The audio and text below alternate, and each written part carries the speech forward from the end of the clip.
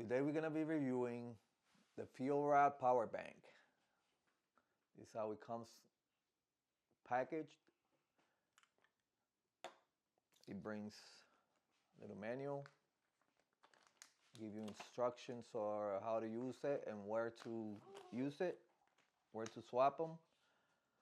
These are perfect for days that, at least for us that live in Florida, we got yearly passes to Disney. You take one of these or two, and once they run out of charge, you go and switch them. You swap them. They have a machine. You put this in. They'll give you a full one. So that's very convenient for us.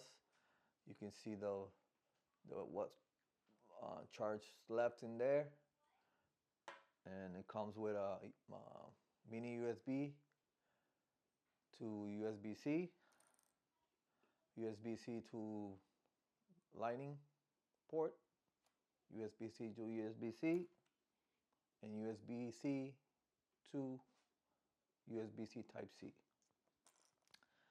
And that's about it. So you download the app, you find the location, you drop the dead ones in the machine, you get a new one, and you're ready to go. So very convenient. I'll recommend it. So go get some. Thank you.